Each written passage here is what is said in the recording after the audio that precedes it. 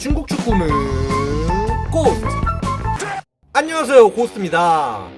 6월 A매치데이에 우리나라 같은 경우에는 페루와 엘살바도르, 아메리카 대륙의 두 국가와 평가전을 갖게 됐는데요. 클린스만 감독이 이번에는 또 어떤 경기를 보여줄지 궁금하네요.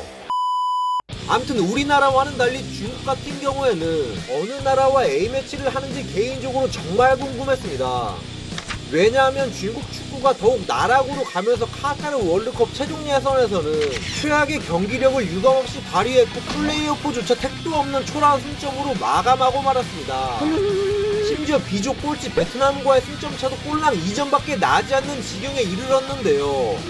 가오가 상할 대로 상한 건 물론이거니와 이로 인해 예전보다도 중국 축구의 위상이 한층 더 형편없어졌다고 볼 수 있죠.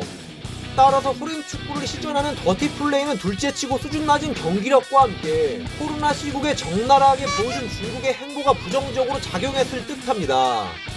월드컵 최종 예선 기간에도 전지훈련을 하며 중동에서 평가전을 하려 했지만 그럼에도 불구하고 결국 실패했었죠.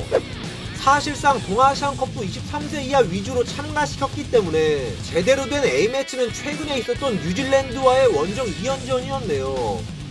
실질적으로 중국 A대표 선수들이 1년 만에 A매치를 치렀던 거죠.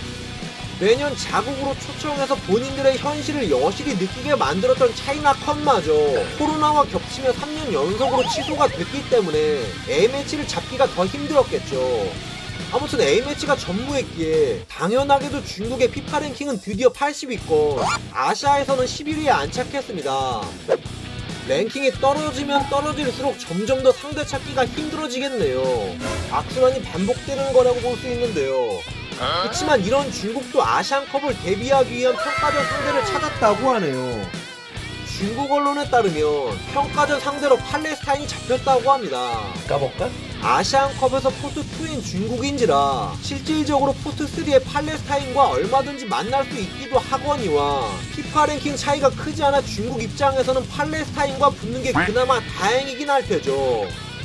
아시안컵 대최를 기점으로 다시 반등하려 했으나 그럼에도 불구하고 대최가 나가리 되면서 나락에서 벗어날 기미가 전혀 보이지 않네요.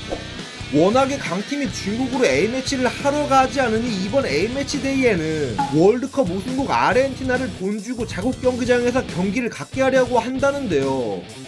아르헨티나가 굳이 초청비 때문에 중국까지 가서 경기를 하려나 모르겠습니다.